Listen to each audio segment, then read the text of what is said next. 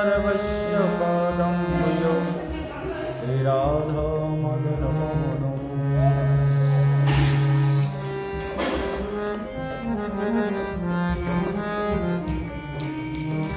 हरि बोल गोया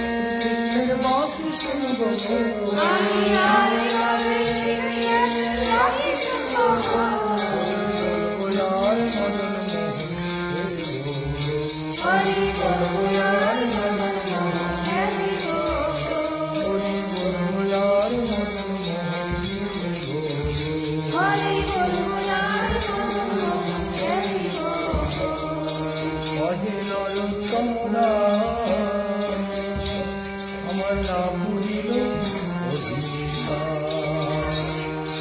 কহে নরোত্তম দাস, আমার না ভুলিল অধিকার। আমি আর কবে ব্রজের বাস করব,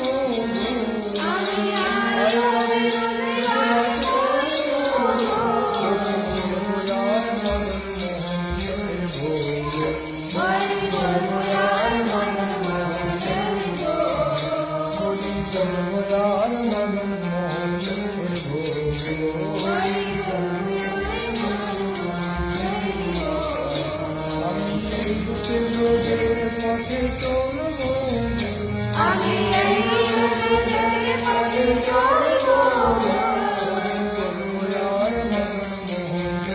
ভোগ। হরি বলব আর মনমোহনের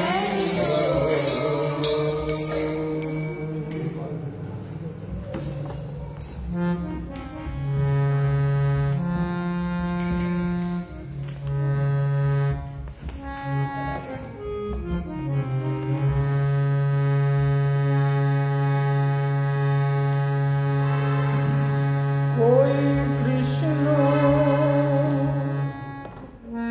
কোথাও কৃষ্ণ, কোথায় আমার চরণ শাখা। ওই কৃষ্ণ কোথায় কৃষ্ণ, কোথায় জনম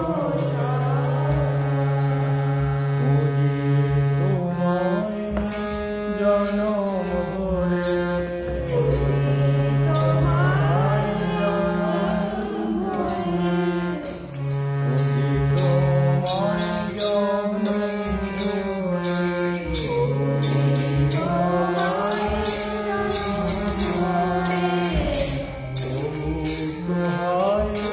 পাই না দেখা।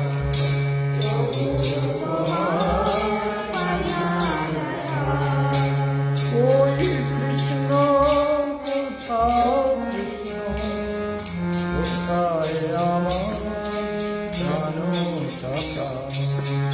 ওই কৃষ্ণ কোথায় কৃষ্ণ, কোথায় আমার পাইনি তোমায় যোগে ধ্যানে, পূজার মন্ত্র উচ্চারণে। মাঝি তোমায়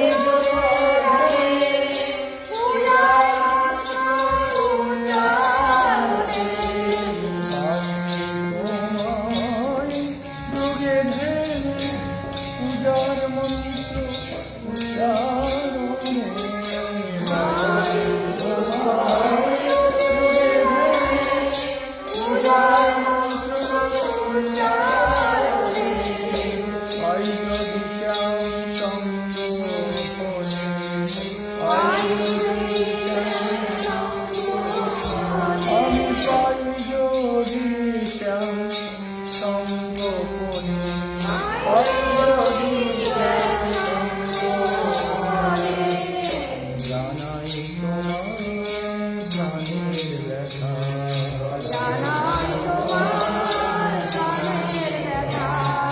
কোথায় আমার প্রাণ সখা।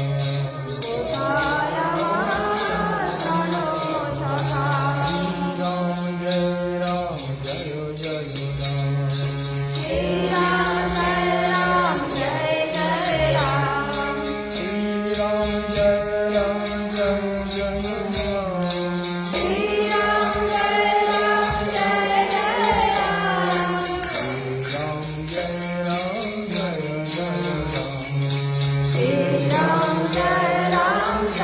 জয় রাম। দীন দয়াল প্রভু রাজা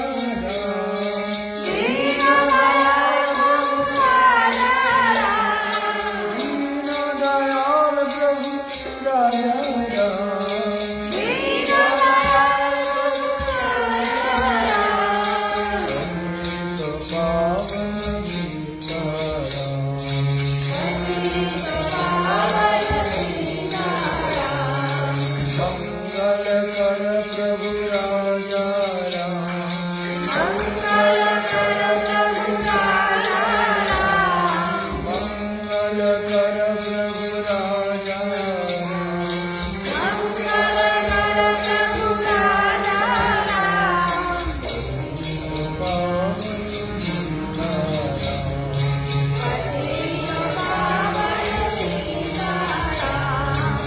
दशरथ नंदन राजा राम दशरथ नंदन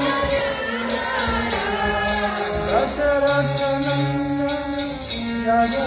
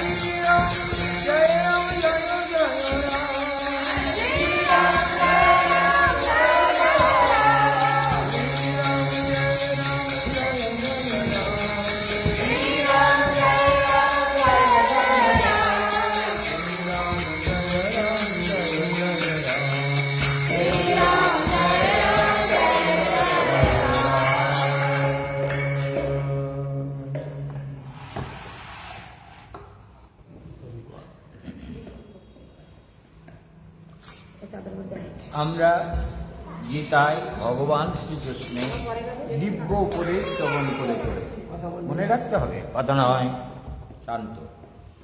ওম শান্তাকারং ভুজগশয়नं পদ্মনাভং সুরেশম विश्वाधारं गगनसदृशं मेघवर्णं शुभं लक्ष्मीकान्तं कमलनयनं योगिवेरजागम्यं वन्दे विष्णुं भवभयहरं सर्वलोकैकनाथं।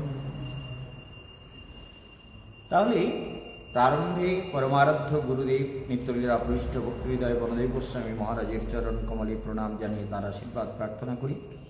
তৎপরে দূর দূরান্তে যত ভক্তবৃন্দ শুনছেন, আর শুনছেন মানে শুনবেন, শোনাবেন, শেয়ার করবেন, প্রতিটি কথা জীবনের পরম মঙ্গল সাধন করে, জীবের পরম কল্যাণ সাধন করে। তো ভগবান শ্রীকৃষ্ণ বলছেন, এই যে তত্রতং বুদ্ধি সংযোগম লভতে পূর্বদেহিকম, পূর্ব জন্মের প্রারব্ধ থাকার জন্য, যেমন এই যে বাচ্চাটা এসছে, এর প্রারব্ধ আছে বলেই বাবা মার সঙ্গে বৃন্দাবনে আসার সৌভাগ্য হয়েছে।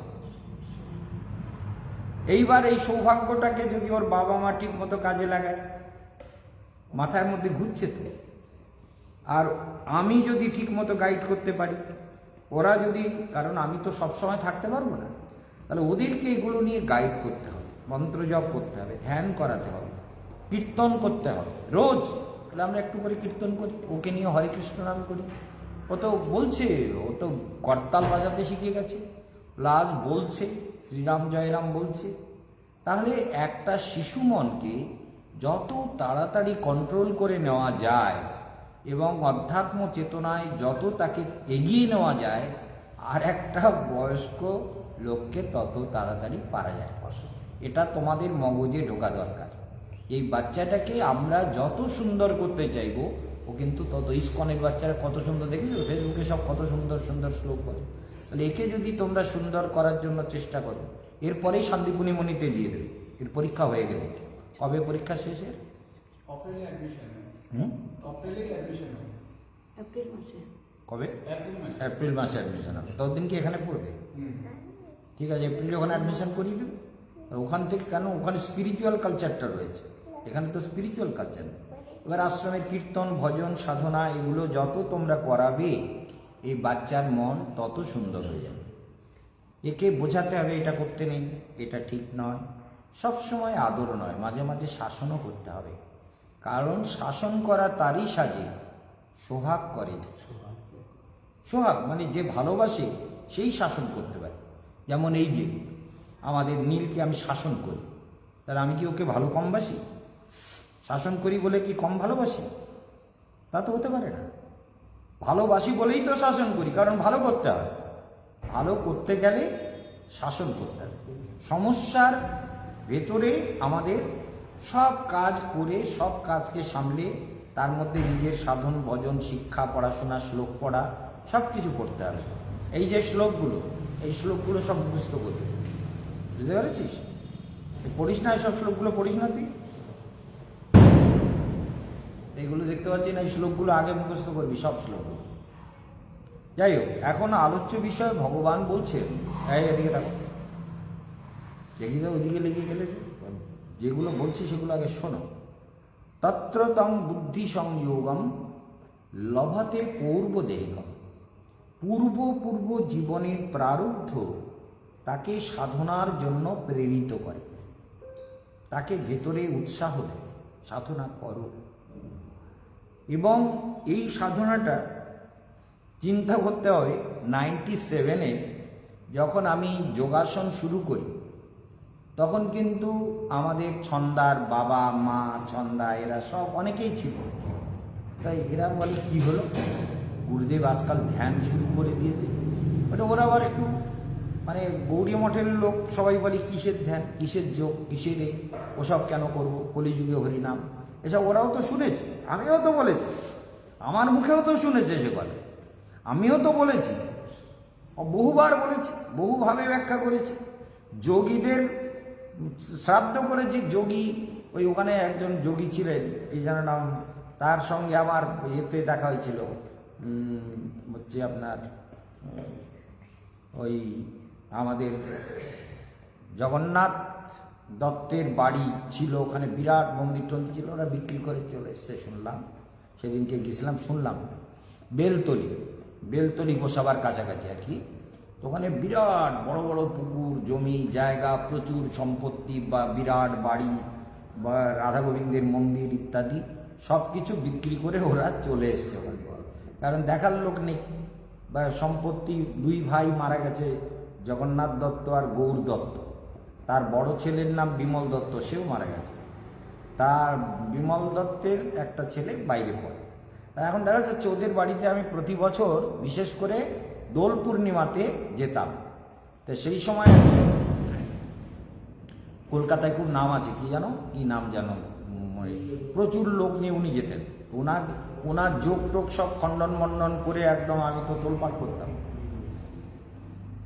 তবে তাহলে এরা সব কি বলি, কি হলো, গুরুদেব আজকাল ধ্যান করে একা বসে বসে।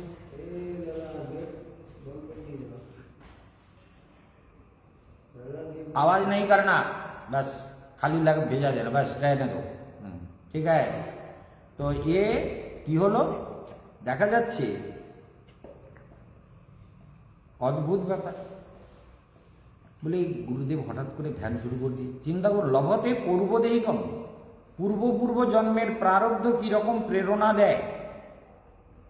97-এ ধ্যান শুরু করে দিয়েছে।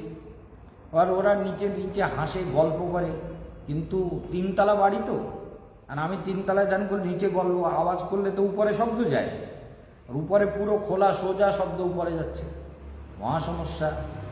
মাত্র অল্প জমি, 1.5 কাঠা জমির উপরে 3তলা বাড়ি, একদম ছাড় নেই কোনো দিকে, এইরকম একটা বাড়ি হয়েছে। অতএব সমস্যাটা হচ্ছে যে আওয়াজ উপরে যাচ্ছে, আমার অসুবিধা হচ্ছে, আমি ধ্যান করছি, আমি মাথায় বুদ্ধি ভগবান দিচ্ছেন, কিন্তু ভগবান বলছে কী, আমি বলি কী হলো, আমি ধ্যানে তো এগোতে পারছি না, এটা তো আমাকে ডিস্টার্ব করে দিচ্ছে। আমি বললাম এইগুলোকেও ধ্যানে বসাতে হবে। যে ধ্যানে এদের না বসালে এরা চুপ করবে না, এদেরকে যদি ধ্যানে না বসাই এই পাষণ্ডগুলো কথা শুনবে না, না করলেই শোনে না তো, বলতে বসে থাকতে থাকতে মুখ চুলকয় না, কথা বলতেই থাকে। ওই পাখিটা দেখ, ওই মুখ করে আজ কি রান্না করলি, এই কথা তো চলেই। আর মেয়েরা তো এবার আরে কালকে থেকে সব আমার সঙ্গে ধ্যানে বসবি। হ্যাঁ হ্যাঁ বসতে হবে, এবার সব ধ্যানে বসছি। বলে ঠিক আছে, আরে 8 ঘন্টা করে ধ্যানে বসবি অন্তত, তারপরে আমি যতক্ষণ বসি বলবো, তোরা 8 ঘন্টা করে ধ্যানে বলবি। দুপুরবেলা 8 ঘন্টা, সকালবেলা 8 ঘন্টা, আরতি কীর্তনের পরে সকালবেলা 8 ঘন্টা, সন্ধ্যেবেলা 8 ঘন্টা আমার সঙ্গে ধ্যানে বলবি। এবার তারপরে আমি বললাম না, এবার 40 মিনিট করতে হবে। তারপরে করলাম সকালবেলা থেকে আরতি কীর্তনের পরে 8টা পর্যন্ত মৌন থাকতে হবে, মৌন থেকে ধ্যান করতে হবে। যতক্ষণ ধ্যানে পারবি বসবি, তারপরে না পারবি চলে যাবে, কিন্তু আমি ধ্যানে বসে থাকবো, আমার যেন ডিস্টার্ব না হয়, শব্দ যেন না হয় নিজে। চিন্তা করুন, ভগবান এসব বুদ্ধিগুলো এক এক করে সাপ্লাই দিচ্ছেন। বলে এদের সকালবেলা তুমি যে ধ্যানে বসবা, ওরা 8 ঘন্টা 40 মিনিট কি 50 মিনিট পরে নিচে চলে যাবে, গিয়ে বক বক করতে শুরু করবে। আরে দেখো, যেই 8টা বাজবে সেই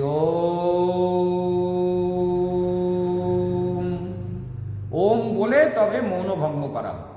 ওম বলে মৌন ভঙ্গ, তাহলে 8টায় ওম বলে তারপরে মৌন ভঙ্গ করবে। এগুলো তোমাদের শেখাচ্ছি কেন, তোমরাও এগুলো করবে। গুরুদেব এখন আছেন, গুরুদেব এখনো 1 মাসের বেশি আছে। তাহলে এখন যদি এই অভ্যেসগুলো না করো, তাহলে কবে করবে? তাড়াতাড়ি সব কাজ কমপ্লিট করে নিতে হবে, এবং করে নিতে হবে, এবং সেটা মনে রাখতে হবে যে আমরা সবাই যেন এই নিয়মকে পালন করি। কারণ তোমাদের তো ঝামেলা নেই, কাজ মিটে যাচ্ছে তো সব। এবার ঘর অন্য লোককে দেওয়া হয়ে গেছে, অতএব ঘর যাত্রী আসবে, ঘর খুলে দাও, মুখ করে দাও, বিছানা করে দাও, করার দরকার নেই তো। তাকে তো একদম লিজে দিয়ে দেওয়া হয়, অতএব তার মতো সে লিজের মতো চালাবে। আর তোমাদের কাজ, তোমরা ধ্যান উপাসনা সাধনা করবে, এইটুকু কাজ যেটা বাকি আছে কালকের হোক পরশু হোক তো হয়েই যাবে। মিস্ত্রি তো ডেকেই যাবে, এনে করেই নেব। তাহলে আমাদের কি দরকার? আমাদের দরকার হচ্ছে আমাদের সাধনাকে সুন্দর করা, এগিয়ে নিয়ে যাওয়া। যে যত সুন্দর করে সাধনা করবে তার জীবন তত সুন্দর হবে।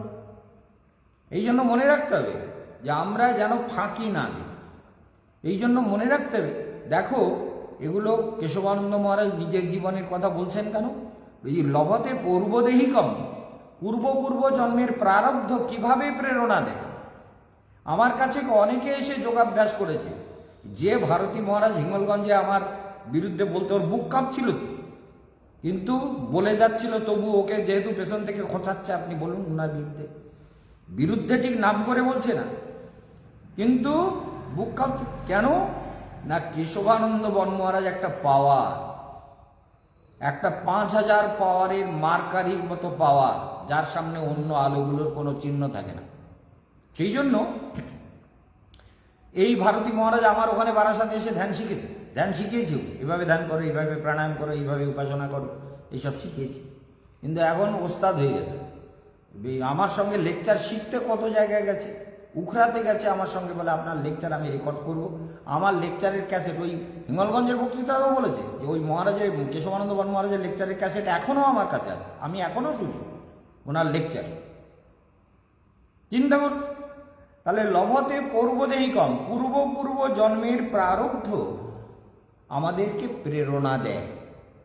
যেমন তুমি বৃদ্ধ বয়সে যে এসেছো, এটাও তোমার পূর্ব জীবনের প্রারব্ধ কিছু ছিল, সেই ভাগ্য বলে বুড়ো বয়সে বৃন্দাবনে এসে বাস করবার সৌভাগ্য পেয়েছে। এটা মনে রেখে সেইটাকে কাজে লাগাতে, যে না, এই বৃদ্ধ বয়স আমি গুরুদেবের চরণে এসেছি, আমি আশ্রমকে সুন্দর করব, সুন্দর করে চালাবো, ঠাকুরের সেবা করব, আচরণ করব, সুন্দর জীবন যাপন করব, আশ্রমের সেবায় প্রাণ লাগিয়ে দেব। প্রাণ মনু সব দহিল রে, ভালো করে মনে রেখো। লভতে পূর্বদেহিকম, তাহলে পূর্ব পূর্ব জন্মের প্রারব্ধ যদি থাকে সে কিন্তু সাধনায় অগ্রসর হবেই হবে, তাকে রোকা যাবে না। তাহলে কেশবানন্দ মহারাজকে কেউ তো বলেনি আপনি যোগ করুন, কেউ বলেনি, কেউ শেখায়নি। কেশবানন্দ মহারাজ মতো কেদার থেকে ঢুকে গেল, বলে আমাকে ধ্যান করতে হবে। তো ধ্যান, যোগ, প্রাণায়াম, আসন। তারপরে দেখি আমি যোগ শুরু করেছি, তারপরে দেখি মহেশ যোগী একটা চ্যানেল খুলে দিয়েছেন, মহর্ষি চ্যানেল। বাবা, সে আমি চ্যানেল পেয়ে বললে এ তো ভগবান আমার জন্য খুলেছে। আমি বলি তো আমার জন্য খুলেছে, আমার দরকার, আমার এখন এই গাইডটা দরকার ছিল। মহেশ যোগীকে এই জন্য আমি এত মানি, এই গাইডটা আমার দরকার ছিল, তাই ভগবান এই চ্যানেলটা খুলে দিয়েছেন। কেশবানন্দ তুমি ধ্যান করবে তো এটা দেখো। আর ওই উনি যে সকালবেলা 2.5 ঘন্টা বা 3 ঘন্টা লেকচার দিতেন, ওটা সারাদিন রিপিট হতো, যখন খুশি শোনা যেত। মানে ওই চ্যানেলের ওই উনারই লেকচার, এবং সেটা সারাদিন রিপিট হতো। চিন্তা করা যাচ্ছে তো ভগবান আমাদের কতভাবে করুণা করেন, কতভাবে তার কৃপা আসে। কেশবানন্দ ধ্যান করবে, ভগবান চ্যানেল খুলে দিয়ে, এই চ্যানেলে দেখো। সকালবেলা উঠে একদিন টিভিটা চালিয়ে দেখি, অপূর্ব একটা চ্যানেলে সুন্দর মানে মহেশ যোগীর হরিকথা হচ্ছে। আর অপূর্ব তো। তাহলে এদেরকে চিন্তা করুন, আশ্রমের যারা, তাদেরকে কন্ট্রোল করার জন্য প্রথমে কি করলাম, এই আমার সঙ্গে ধ্যানে বসতে হবে 8 ঘন্টা। তারা বললাম না একটু বাড়াও 40 মিনিট। তারা বললাম ঠিক আছে, যা ধ্যান করবো 8 ঘন্টা 40 মিনিট 1 ঘন্টা যাবারও করো, আমি ধ্যানে বসবো, কিন্তু 8টা পর্যন্ত সকালে মৌন থাকতে হবে, কেউ কথা বলবে না। যে যেখানে থাকবে, রান্নাঘরে রান্না করো, সবজি কোটো, যে যেখানে থাকো, মন্দিরে থাকো, ওম যেই আমি বলবো সবাই ওম বলবে, বলে তারপরে কথা শুরু করো। তাই যেমন কথা বলো, কিছু আমার আপত্তি নেই, কিন্তু 8টা পর্যন্ত মৌন থাকতে হবে। এইভাবে জীবনে মৌন থাকলে, বেশি কথা কখনো বলতে নেই, বলবে না। অতিরিক্ত বকবক করলে বুদ্ধি খারাপ হয়, মুখে মিথ্যে কথা বলা বেরোয়, মিথ্যা বলে কথা কম বলবো, মৌন থাকবো, সাধনা করব, মন্ত্র জপ করব, শ্লোকগুলো মনে মনে উচ্চারণ করব, পড়াশুনোগুলো মনে মনে ভাববো। তাহলে কি হবে, আমি যত কম কথা বলবো তত আমার ভেতরের পাওয়ার অনেক বাড়বে। বুঝতে পেরেছো তো? মৌন হচ্ছে বিরাট তপস্যা। নহি মৌন সমম তপঃ, মৌনের সমান তপস্যা নেই। মৌন থাকা, যতক্ষণ মৌন থাকা যায় তত ভালো। কথা কম বলো, ধ্যান করো। কথা কম বলে যদি শয়তানের বুদ্ধি কাটাই তাহলে তো হবে না। মৌন থেকে ভগবানের মন্ত্র জপ, ধ্যান, ঈশ্বর প্রণিধান প্রতিনিয়ত করা দরকার। সেই জন্য ভগবান বলছেন যততে চেত যততে চ তত ভূয় সংসিদ্ধ কুরুনন্দন। তাহলে এই যে পূর্ব যৌবনের যে অভ্যাস, সেই অভ্যাসের ফলে এমন জায়গায় জন্ম হয়, সে তখন কি করে, তীব্র জোর লাগায়। তীব্র, যেমন ওই প্রাচীর ভাঙছিলাম, যেখানে হচ্ছিল না বলে যার মেশিন চালিয়ে হবে, হ্যাঁ মেশিনটা চালিয়ে, মানে আমাকে ভাঙতেই হবে, আমাকে ভাঙতেই হবে, লক্ষ্য স্থির করেছে। অতএব তেমনি সাধনাতে আমাকে সিদ্ধি লাভ করতেই হবে। এই বাচ্চাটাকে সাধনায় সিদ্ধি লাভ করাতে হবে। তাহলে কি হচ্ছে, তাহলে আমার লক্ষ্য যদি স্থির থাকে তাহলে বাচ্চাটা সুন্দর হবে, তাহলে ওর মা বাবাও সুন্দর হতে বাধ্য ওর সঙ্গে সঙ্গে। কারণ মা বাবা সুন্দর না হলে তো বাচ্চাকে সুন্দর করতে পারবে না। এই শুনছো, মা বাবা সুন্দর না হলে বাচ্চাকে সুন্দর করা যাবে না। যখনই জেদ করবে না, এই জেদ নয়। এই জন্য সর্বক্ষণ চেষ্টা করতে হবে যে আমরা নিজেরা সুন্দর হব আর বাচ্চাকেও সুন্দর করব, অনির্বাণকেও সুন্দর করব, এই নীলকেও সুন্দর করব, এবং অজিত, সবাই মিলে যদি আমরা সুন্দর হওয়ার চেষ্টা করি তাহলে আমাদের সঙ্গ প্রভাবে আর একজন সুন্দর হবে, হতেই হবে। কাজ নেই তো, তোমাদের কাজ তো কমিয়ে দিয়েছি, লিজে দিয়ে দিয়েছি অনেকে, তোমাদের তো কাজ নেই। তোমরা শুধু নিজের সাধন ভজন, পড়াশুনো, বাচ্চা মানুষ করা ইত্যাদি, আশ্রমের টুকিটাকি কাজকর্ম, মোটর টোটো চালানো, এই টুকিটাকি কাজ, বাজার করা, রান্না করা, খাওয়া, ঠাকুরের ভোগ দেওয়া, প্রসাদ পাওয়া, এই তো কাজ, আর তো কাজ নেই। তাহলে তোমরা সব ফ্রি লোক। অতএব সাধনাটা কতটা করা যায়, এই বুদ্ধিটা, এই জন্য বলছেন যততে চ তত ভূয়ঃ। আমার সংস্কৃত এরকম হয় না, এই দাঁতটা উঠে গেছে তো একটা, ওই দাঁতটার জন্য একটু আটকায়। যততে চ তত ভূয়ঃ সংসিদ্ধৌ কুরুনন্দন। তখন কি করে? তখন তীব্র প্রয়াস করে যে আমার গত জীবনের সাধনা ছিল, তাহলে এই জীবনে পারবো না। যখন সাধনা করতে করতে যখন শক্তি জাগতো, তখন জয় চণ্ডা বলে শক্তি ভেতর থেকে তীব্রভাবে জেগে উঠত। কেন? পূর্ব জীবনের ওই জন্য ওই শক্তিকে, তীব্র শক্তিকে টেনে তুলতাম, তীব্র শক্তি। তাহলে মনে রাখতে হবে যে এই তীব্রতা দিতে হবে সাধনায়। যদি সাধনায় না দিই তাহলে সাধনা হবে না। তাহলে দেখা যাচ্ছে যে সাধনায় যদি তীব্রতা না দাও, হরে কৃষ্ণ, এইরকম হলে হবে না। আলস্য, নিদ্রা, তন্দ্রা, জৃম্ভন, জৃম্ভন বলছেন? জৃম্ভন কি? জৃম্ভন মানে হাই তোলা। যেমন আমাদের অজিত আগে ওই কথায় বসে হয়ে যায়, চোখটাকে চোখ ঠেলে রাখতে পারতেছে না, ওরে বাবা, চোখ একদম ঠেসে আসছে, বুঝতে পেরেছ? চোখ গুরুদেব দেখতেছে চোখটা বন্ধ করা যাবে না, এবারে উল্টে দিয়ে, হ্যাঁ, সংসিদ্ধ কুরুনন্দন। তাহলে সে তীব্রতা দেবে কখন? বলে আমার জীবনটা যাতে ব্যর্থ না যায়, আমাকে সাধনায় জোর লাগাতে হবে। এই ভগবান বলছেন যে সাধনাতে যত জোর লাগানো যায়, আজকে বেশি করে ধ্যান করে, আজ বেশি করে মন্ত্র জপ করি, বেশি করে আত্মাকে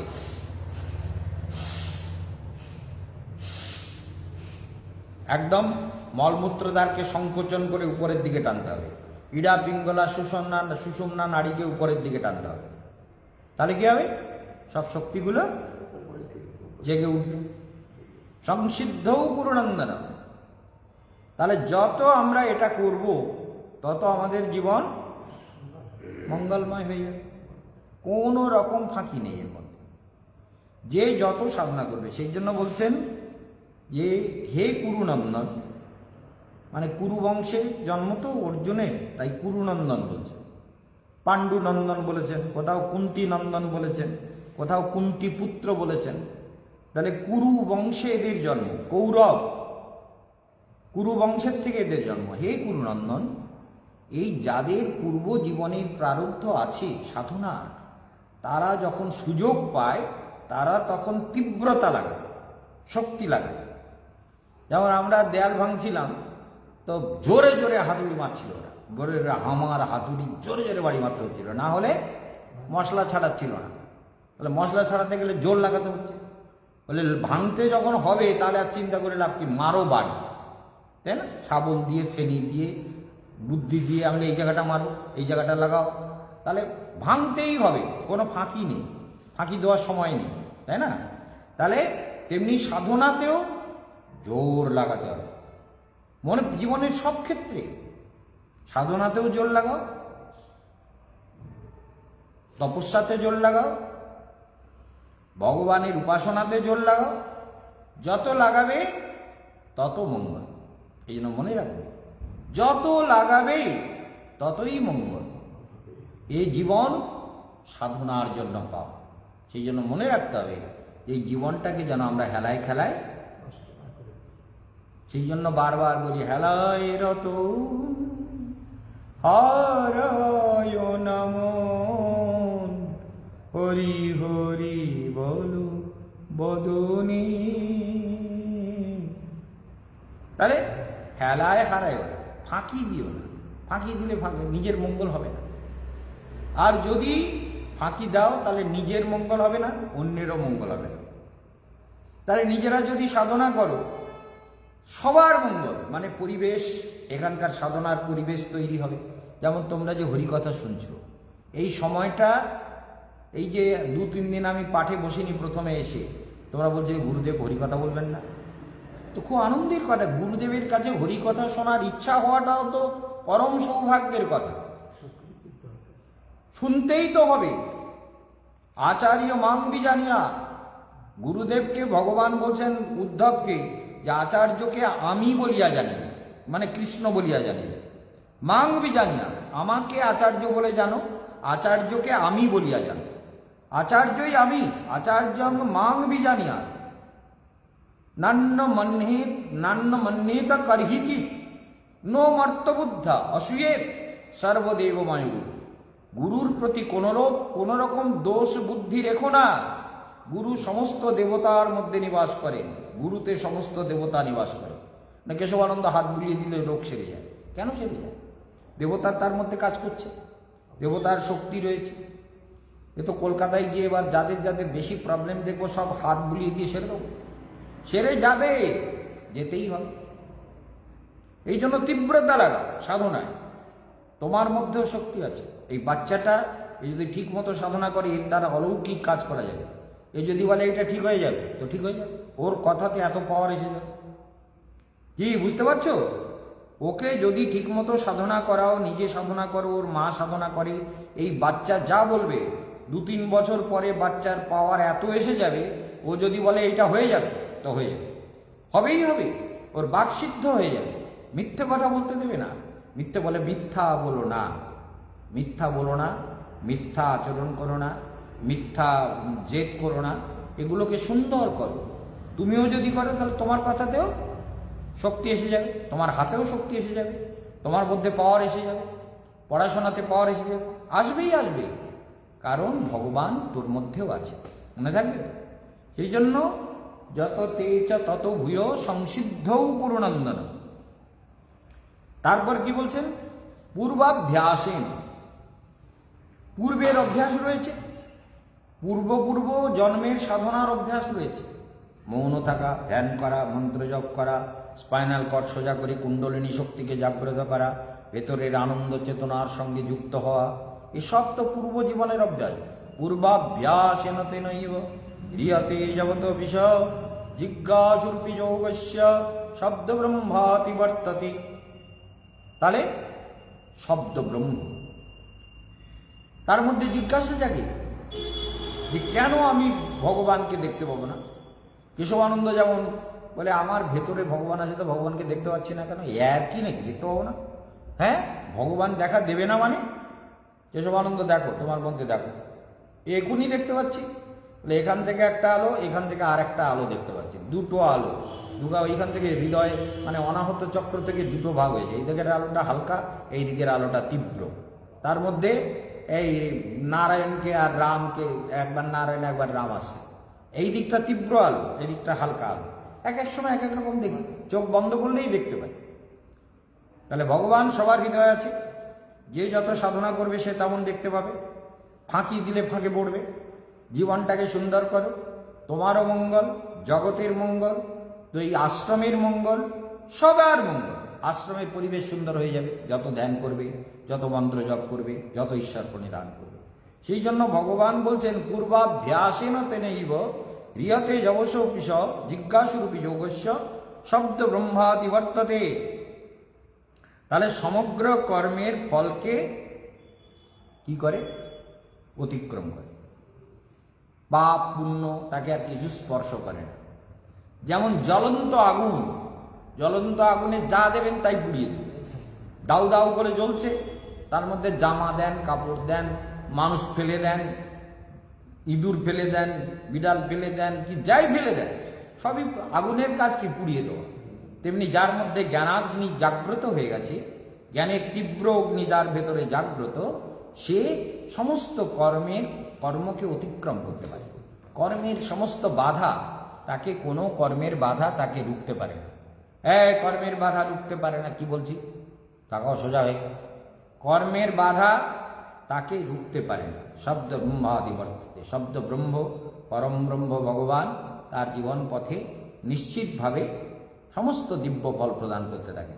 সেই জন্য আমাদের জীবনে এই যে কিছুক্ষণ করে যে হরিকথা হচ্ছে, এইগুলোকে চিন্তন করা, মনন করা, ভাবা যে কি কথা হলো, কেন হলো, এটা আমার জীবনে কেন হবে না।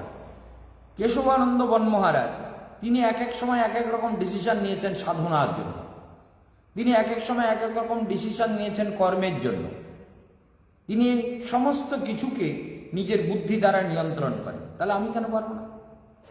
তাহলে আমিও তো ভগবানের অংশ, আমি তো অমৃতের অংশ, ভগবানের অংশ আমি কেন পারবো?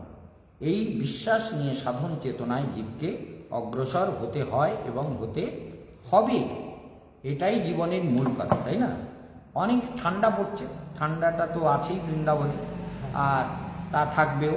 তাহলে আমাদের ভগবান কি বলছে? তাং তিতিক্ষস্য ভারত, হে অর্জুন ইহা সহন কর। শীত উষ্ণ সুখ দুঃখেষু, শীত উষ্ণ, শীত পড়তে পারে, গরম পড়তে পারে, দুঃখ আসতে পারে, সুখ আসতে পারে, কত রকম সমস্যা হতে পারে, সবই আসবে। কিন্তু হে অর্জুন